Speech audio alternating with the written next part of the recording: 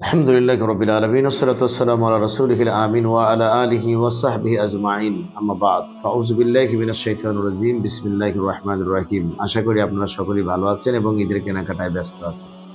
কিন্তু আপনারা কি লক্ষ্য করেছেন ঈদের কেনাকাটায় আমরা কতটা মানে দুর্নীতি পরায়ণ দেশ হলে আপনার 1050 টাকার বা 1300 টাকার পাঞ্জাবির দাম 6300 টাকা। এবং অবাক করা বিষয় হলো 1080 টাকার একটি পোশাকের মূল্য 23,800 টাকা।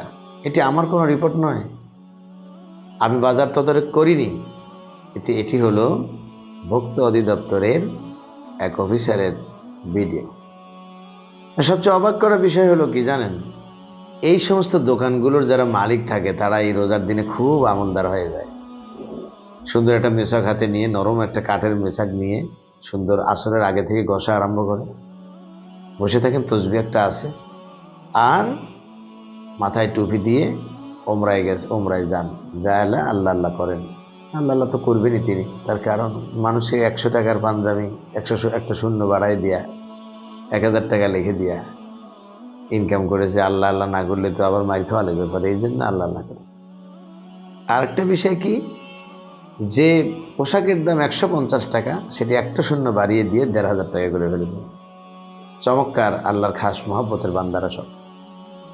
এইভাবে আমার দেশে ধোঁকার দুর্নীতি চলছে।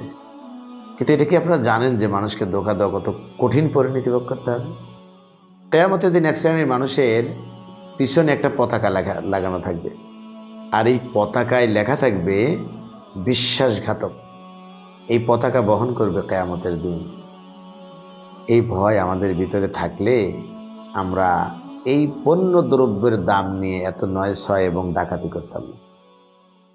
দেশে সুশাসনের কি প্রয়োজন, যে হারে হারে টের পাচ্ছে মানুষ।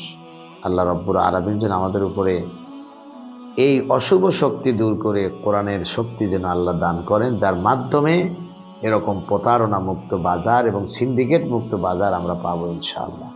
আল্লাহ পাক আমাদের তৌফিক দিক। আসসালামু আলাইকুম ওয়া রাহমাতুল্লাহ।